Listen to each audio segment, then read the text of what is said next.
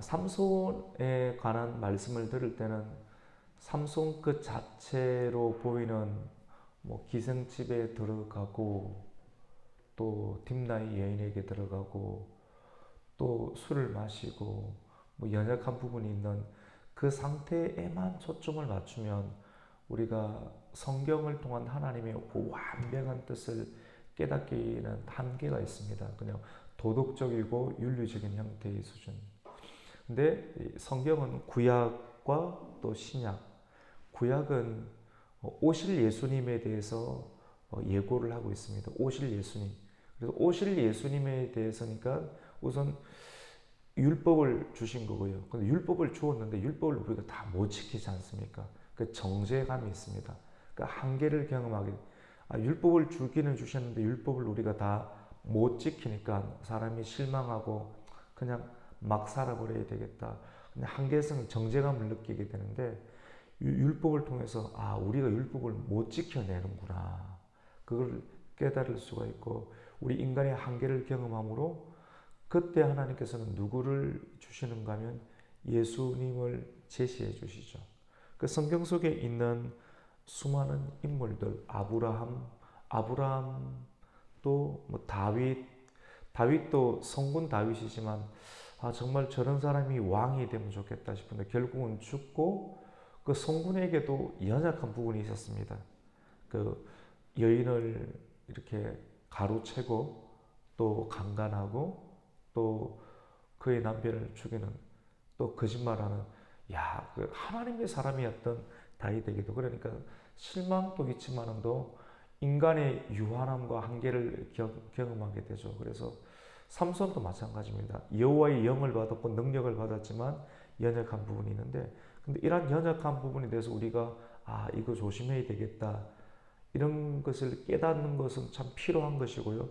그래서 이 구약을 통해서 구약의 하나님께서 하나님의 영을 통해서 인간을 드러내는 부분들 근데 예수가 아니기 때문에 한계가 있습니다.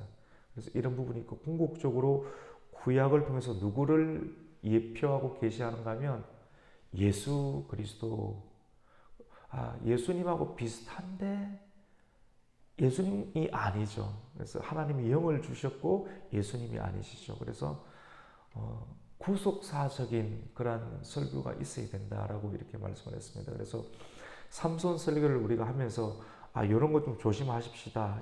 이것이 우리 인간의 한계입니다라고 하는 형태로 설교하기도 하고 또 가끔씩은 섞어서 구속사적인 형태를 띈다라고 또 설명을 하기도 했습니다. 예를 들어서 구속사적 예수님하고 좀 비슷한 부분이 있죠. 예수님도 잉태하실 때 천사 가브리엘이 나타나서 숲의 고지를 드러냈던 장면들을 기억하시죠? 그거하고 유사하게 삼손의 아버지 부모에게 천사가 나타나서 아들을 낳을 것이다. 그리고 그 아들이 블레셋의 압제로부터 구원해 낼 하나님의 사람이 될 것이니 그를 나실인처럼 키워야 한다. 포도를 가까이 하지 말고 술 취하지 말고 머리에 삭도를 대지 말고 그리고 시체를 가까이 하지 말라. 이런 그런 내용들을 보게 됩니다. 예수님 당시도 죽을 영혼들을 건져내었지 않습니까? 그래서 이 삼손 당시에도 적그리스도의 나라인 블레셋으로부터 삼손을 통하여서 여호와의 영을 통하여서 이 구원해내는 예수님도 하나님의 영으로 충만하게 되는데 충만하게 돼서 하나님의 사역을 온전하게 감당했죠. 사람들은 하나님의 영을 받았지만 하나님의 영을 받고 또 교만하거나 또 연약함이 있었지만 예수 그리스도는 하나님의 영을 받고 또 충만하게 하나님의 사역을 온전하게 감당하였던 것이 차이가 있습니다. 예수님은 흠이 없지만 인간은 하나님의 성령을 받아도 연약한 부분들을 드러내면서 궁극적으로 인간은 한계가 있고 이 사람의 모습을 통해서 궁극적으로 누구를 자꾸 예표하는가 하면 예수님을 예표하는 그런 구속사적인 관점이 있다라고 이렇게 말씀을 드렸습니다.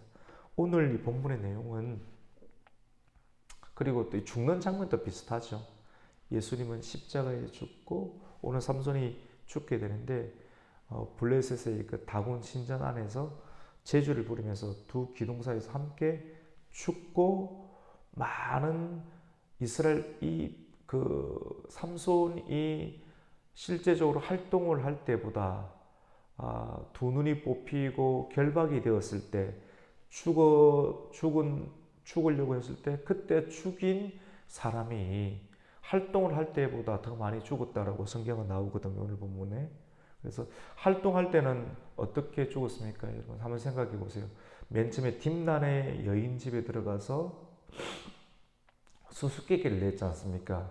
수수께끼를 내고 사람을 이렇게 블레셋 사람들을 치게 되는데 그때 의복 30벌 그러니까 아스글론으로 내려가서 30명을 블레셋 사람들을 30명을 죽이고 옷 30벌을 가져왔어. 그 블레셋 사람들 30명이 있죠. 그 다음에는 그 여우 꼬리를 이렇게 300마리를 잡아서 블레셋의 군량미를 다 태워버리는 그런 내용들이 있었죠, 맞죠? 그리고 나귀 특표로 가지고 1000명을 죽였습니다.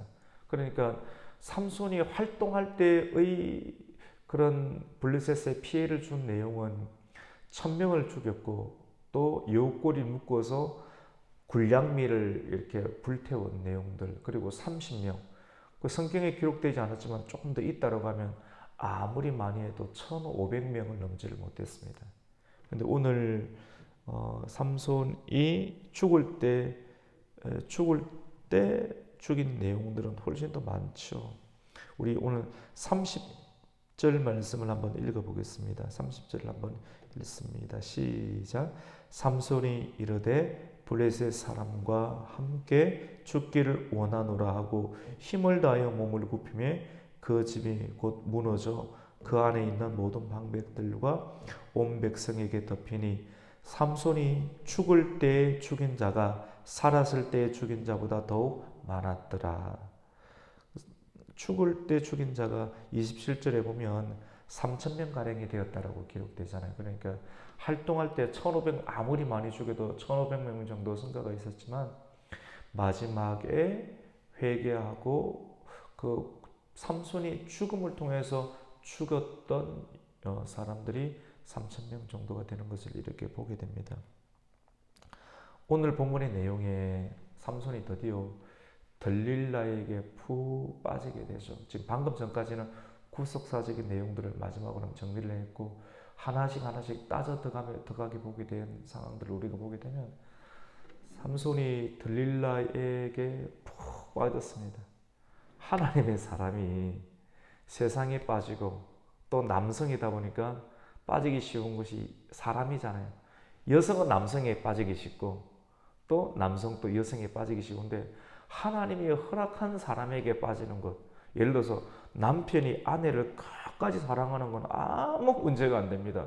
너무너무 좋은 건데 남편이 자기 여자가 아닌 다른 여자에게 눈을 돌리고 주목을 해야 되는데 다른 여자에게 눈을 돌리고 푹 빠지게 되면 문제는 반드시 생깁니다. 그래서 보는 것 조심하자.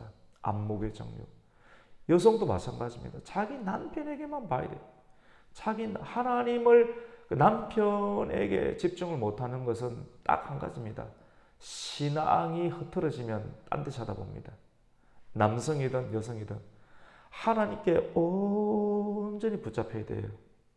그래서 예배 중심이고 정말 말씀 중심으로 가야지 눈이 다른 곳으로 안 빠지게 됩니다. 물론 내 아내가 내 남편이 연약한 점이 있습니다. 있지요. 하지만 그럼에도 불구하고 끝까지 케어하면서 가야 됩니다. 끝까지 사랑하면서 복종하고 끝까지 존경하면서 남편을 세워줄 때 그럴 때 참된 변화가 계속해서 일어날 수 있게 되는데 삼손은 계속해서 여호와의 영을 받았지만도 그 은총과 영을 자꾸 엉뚱한 데 쓰게 됩니다. 특히 여자한테 빠지게 되는 것이죠. 급기야 어떻게 되느냐? 마지막 여인이었던 들릴라를 사랑하게 됩니다. 그리고 그의 무릎 위에 머리를 누이고 아니 남의 여자 위에 자꾸 왜 하긴 뭐 결혼 안 했으니까 남의 여자는 아니다마는 그 위에 머리를 베고 모든 진심을 토로하게 됩니다. 참 문제가 있죠. 예수 믿는 사람은 진심을 다른 곳에 토로하면 안 됩니다. 오직 하나님께 토로해야 되고 말씀 앞에서 말씀 붙잡고 하나님께 토로해야 되는데 세상과 정욕 가운데 진심을 토로하게 되면 어떻게 되는가 하면 세상은 그 진심을 받고 넘겨주게 됩니다. 죽음 가운데 넘겨주게 돼요. 우리 오늘 17절 말씀. 근데 왜 17절 읽기 전에 왜 삼손이 이 진심을 토로하게 되느냐면 여자에 빠지게 되니까 계속해서 여자가 괴롭힙니다. 네가 나를 사랑한다 해놓고 또 울면서 예쁜 소리로 울고 끊임없이 사랑한다면서 당신은 마음이 없어요. 나를 사랑하지 않아요 하니까 남성이 결국은 진심을 그 여인에게 빼앗기게 되죠. 정신 못 차린 거 아닙니까? 왜 자기 진심을 거기에 토로할 수 있는 상황으로 기회를 주느냐는 겁니다. 이게 우리에게 주시는 실질적인 메시지가 될 수가 있습니다. 엉뚱한 데 가지 말아야 되고 눈을 주목해야 되는데 왜 하나님의 사람이 왜 거룩해야 될 나실인이 계속해서 방황하고 배회하다가 여자 만나가지고 그 여자한테 그런 소리를 들을 수 있는 구조를 만드느냐는 것입니다.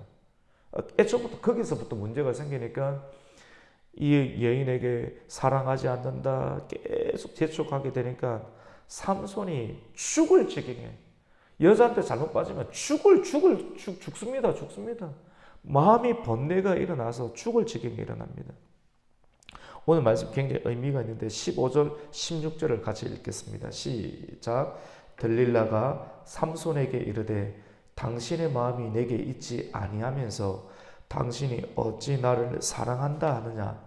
당신이 이로써 3번이나 나를 희롱하고 당신의 큰 힘이 무엇으로 말미암아 생기는지 내게 말하지 아니하였도다 하며 날마다 그 말로 그를 재촉하여 졸음에 삼손의 마음이 번뇌하여 죽을 지경이라.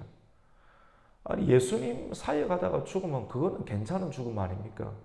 근데 예수님 안 붙잡고 거룩하지 아니고 엉뚱한 것에 마음을 딱 나누게 되니까 이렇게 나누면 다 좋을 것 같죠? 안 좋습니다. 마음이 나누면 복잡해집니다.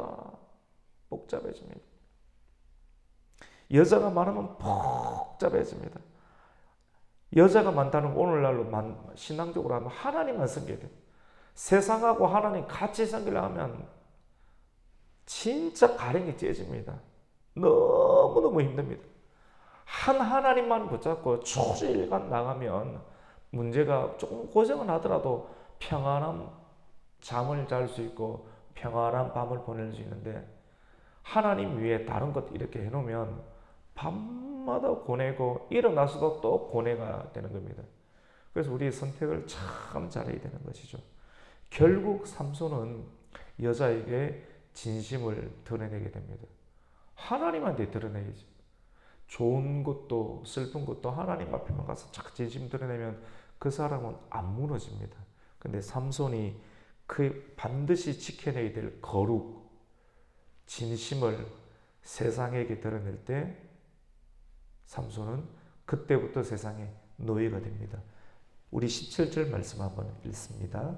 삼손이 진심을 드러내어 그에게 이르되 내 머리 위에는 삭도를 대지 아니하였나니 이는 내가 모태에서부터 하나님의 나실인이 되었습니다. 만일 내 머리가 밀리면 내 힘이 내게서 떠나고 나는 약해져서 다른 사람과 같으리라 하니라. 이렇게 최종적인 진심을 하나님이 아닌 세상과 여자에게 딱 드러내니까 그것을 하나님은 진심 드러내면 딴 데 이야기 안 합니다. 정말 아팠구나. 딱 비밀 지켜주면서. 근데 이 비밀을 믿음이 있으면 하나님께 드리지만 좋은 것도 아픈 것도 믿음이 없으면 믿음이 나누면 여자에게 빠지는 것 아닙니까? 그 무릎 베고 그 이야기 다 하는 거 아닙니까?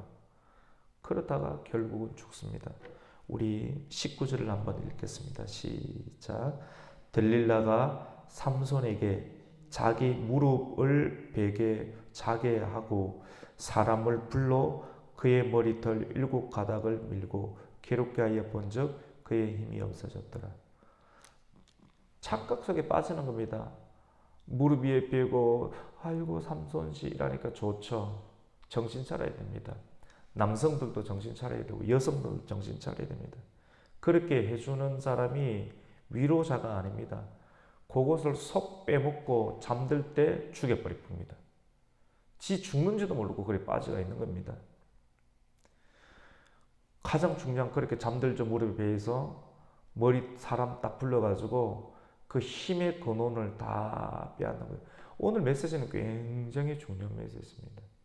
하나님의 사람이 하나님이 아닌 교회가 아닌 말씀이 아닌 다른 곳에 가서 자기 머리 내밀죠. 자기가 쉬려고 하죠. 안식하려고 하죠. 안식이 되는 게 아니고요. 안식되는 것처럼 보이는 곳에 자기 머리 내밀고 몸 내밀고 쉬죠. 죽습니다. 머리 잘립니다. 힘의 근원이 잘려요. 단순한 여자에 빠지자 말자 문제가 아니라 그리스도인이 하나님께서 명하신 곳에 가야 되고 하나님께서 이 주의를 지키라, 이 말씀을 지키라, 이것을 어기고 딴 데 가서 내가 참된 안식을 얻으려고 하지 않습니까? 그게 들릴라입니다. 그 들릴라 집에 들어갔다가 자기 죽는 거예요. 자기 가족 다 죽는 겁니다. 오늘 그 여자가 어떻게 합니까? 하는가 보십시오. 우리 20절입니다. 들릴라가 이르되 삼손이여 블레셋 사람이 당신에게 들이닥쳤느니라 하니 삼손이 잠을 깨며 이러기를 내가 전과 같이 나가서 몸을 떨치리라 하였으나 여호와께서 이미 자기를 떠나신 줄 깨닫지 못하였더라. 우리 예수 믿는 사람 착각해야 됩니다. 율법의 의미가 있어요. 나실인이잖아요.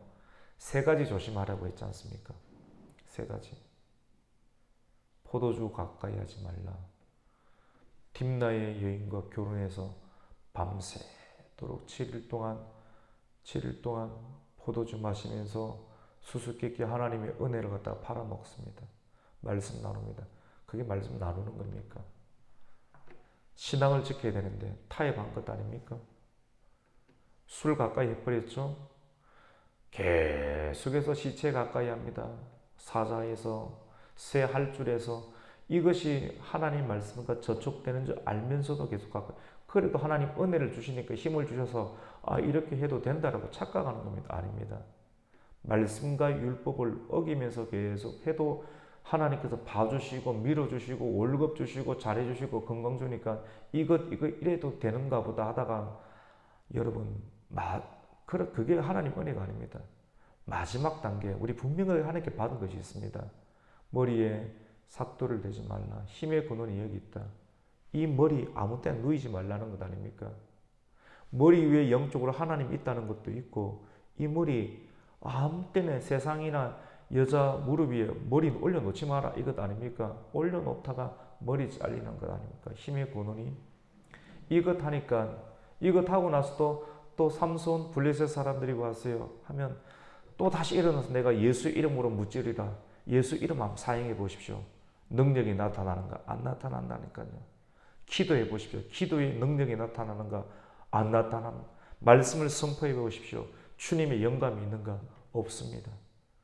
세상과 짝하고 세상과 벗하고 하나님의 이해 다른 것들을 계속해서 내 몸에 내 마음에 들이면서 하나님의 일들을 감당하면 거룩하지 아니하면 결국은 하나님의 영이 떠나가게 되는 시점이 있게 됩니다. 사실 그게 하나님 사람에게 좋은 겁니다. 계속 그러면 그 사람은 죽을 때까지 엉뚱한 짓 하다가 천국 가는지 착각할 것 아닙니까? 하나님의 영이 떠나가는 게 그 사람에게 좋은 것입니다. 하나님의 징계가 필요한 것이죠. 징계가 없으면 그건 사랑하는 거 아니지 않습니까? 하나님의 영이 떠났어요. 오늘 20절 보면 여호와께서 이미 자기를 떠난 줄도 모르고 깨닫지도 못한 채 내가 하나님의 일을 하겠다라고 착각하고 있습니다. 근데 결국은 붙잡히게 되죠. 하나님의 사람이 하나님의 성령이 떠나가실 때 얼마나 초라해지고 비참하게 되는지 성경은 드러내는데요. 두 눈을 뽑아버립니다. 여러분 왜 눈이 뽑힌지 아십니까? 처음부터 애초부터 눈이 하나님의 말씀이 아닌 여자에게 향할 때 지금 어디를 향하는가가 미래에 눈이 뽑힐지 계속 눈이 존재할지를 알게 되는 겁니다. 눈이 뽑히지 않습니까? 그리고 가사로 끌려가서 어떻게 됩니까? 블레셋 사람들에게 손에 끌려가서 맷돌을 돌리고 옥에서 맷돌을 돌립니다. 지옥 같은 곳에서 고생합니다. 그리고 세상의 놀이기가 됩니다. 우리 21절을 한번 읽습니다. 시작입니다. 블레셋 사람들이 그를 붙잡아 그의 눈을 빼고 끌고 가사에 내려가 놋줄로 매고 그에게 옥에서 맷돌을 돌리게 하였더라. 우리 적용점은 실질적인 인간적인 윤리적인 형태의 말씀에 빗대어서 적용점은 굉장히 많습니다. 지금 후반기에 제가 설교하고 있는 것처럼 눈을 하나님께 계속 두고 말씀을 붙잡아야지 하나님 은혜를 줘. 근데 여자에 빠지고 계속 기생집 왔다 갔다 하고 하나님 주신 능력을 그런 데서 써먹고 이렇게 하면 나중에는 눈은 마음이에요. 하나님이 떠나니까 눈이 안 보이게 되는 것이죠. 그리고 뽑아버리는 것. 그리고 그 힘의 근원, 그 힘을 가지고 짐승처럼 맷돌을 돌면서 세상에게 짓밟히는 그런 결과가 나타납니다. 이것이 삼손의 그런 일생이었습니다. 그리고 마지막 소망을 하나님께서 남겨두셨는데요. 하지만 왜 이렇게 된 것이 머리털이 뽑혀서 잘라서 그런 것 아닙니까? 다 잘랐거든요. 그리고 세상은 이제 우리가 하나님께서 보내신 구원자를 이겼다라고 착각하고 있습니다. 축배를 듭니다. 너무너무 좋아합니다. 근데 하나님께서 여지를 남겨두셨죠. 무엇입니까? 머리털이 자라는 거예요.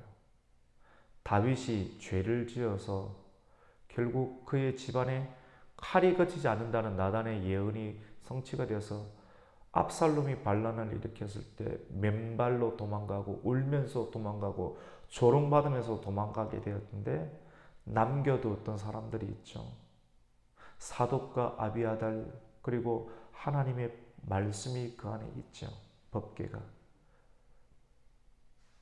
사람들은 몰라요. 그냥 쫓겨난다. 그냥 끝장났다 했지만 말씀이 그 안에 있다는 것은 다시 올 수 있다는 것을 그리고 후공을 10명을 남겨두죠. 다시 오겠다라고 하는 것이죠.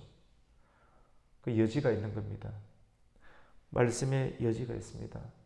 삼손의 머리털이 밀린 후에 다시 자라기 시작하니라 라고 22절은 이렇게 말합니다. 그리고 23절부터 오늘 31절까지 내용 가운데 삼손이 다곤 신전에서 많은 사람들이 모여서 제사를 지내고 그들이 축배를 벌일 때 마치 예수님을 십자가에 못 박혀 죽게 만들고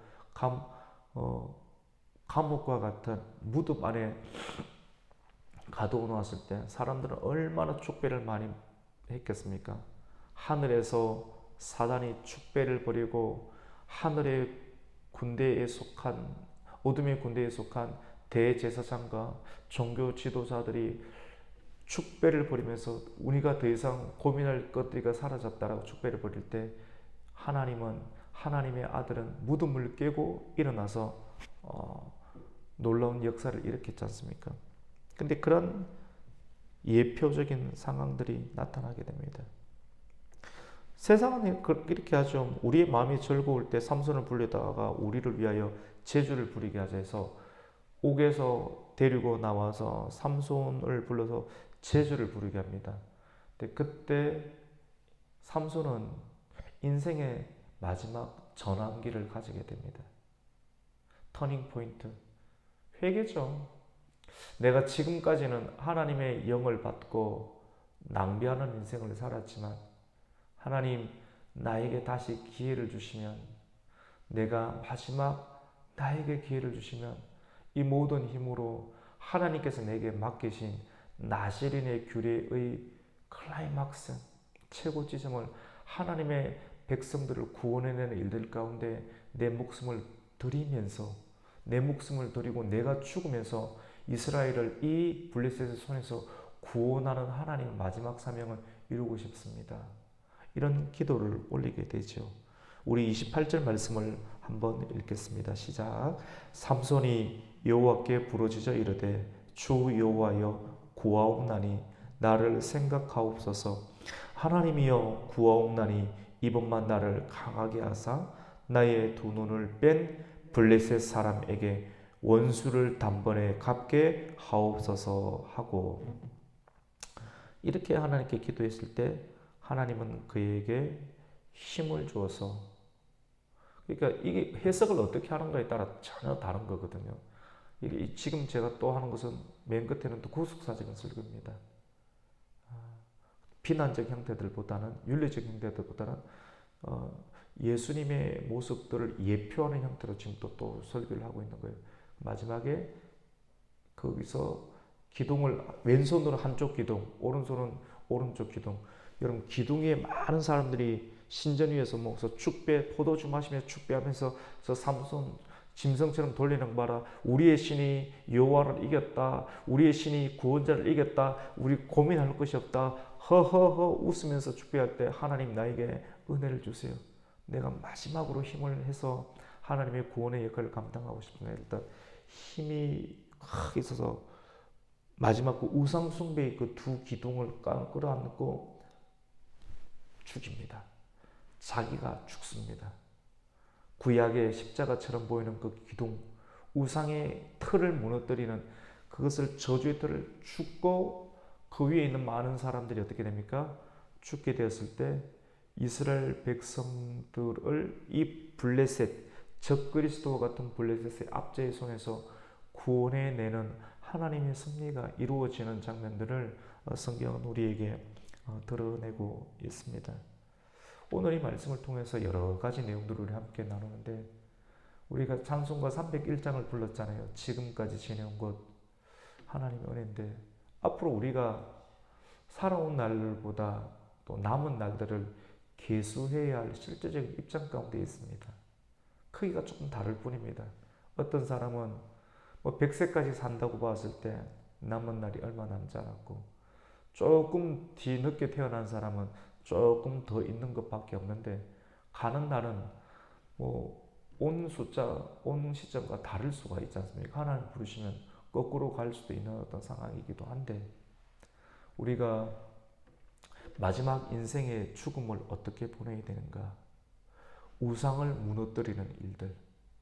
삼손이 하나님께 기도하여 내게 힘을 주신다면, 내게 힘을 주시면 주께서 내게 나시린의 사명과 규례를 주시는데, 이 규례를 온전히 지킬 수 있는, 우상을 무너뜨릴 수 있는, 그리고 구원자의 역할을 감당할 수 있는 일들 가운데 그의 마지막 인생을 하나님께 드렸던 것처럼, 우리가 우리의 마음과 우리의 가정과 교회와 이 지역 가운데 남은 인생을 어떻게 내 몸을 헌신할까? 나의 에너지를 어떻게 헌신할까?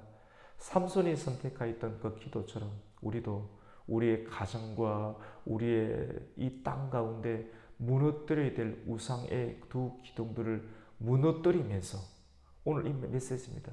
우상의 두 기둥을 무너뜨리면서 하나님의 영광을 위한 죽음을 준비할 수 있는 저와 여러분이 되시기를 예수님의 이름으로 축원합니다. 아멘. 하나님 감사를 드립니다. 또 한 주간 삼손에 관한 내용들을 또 이러한 각도 저런 각도로 또 살펴보면서 윤리적으로 우리가 준비해야 될 부분들, 그리고 성경을 통해서 영적으로 예수님을 끝까지 또 붙잡아야 될 그런 부분들, 예수를 믿는 오늘날의 그리스도인으로서 우리가 어떤 삶과 어떤 선택을 해야 되시는 부분들을 다양한 각도로 우리가 은혜를 나누게 되었습니다. 하나님, 인생의 후반기 가운데 접어든 가을과 같은 이 시대 속에 우리가 참된 열매와 그리스도께서 우리에게 추수할 낫을 우리가 될 때, 죽음을 경험하게 될 때 하나님 앞에 우리가 가라지가 될지 알곡이 될지 우리가 그것을 다시 한 번 더 말씀 앞에서 생각하면서 우리 안에 있는 우상들을 몰아내고 타파하며 남은 인생의 시간들을 휘어져 추수할 하나님의 때를 위해서 우리의 남은 인생을 드릴 수 있는 하나님의 권속들 되게 하여 주시옵소서. 예수님의 이름으로 기도드립니다. 아멘.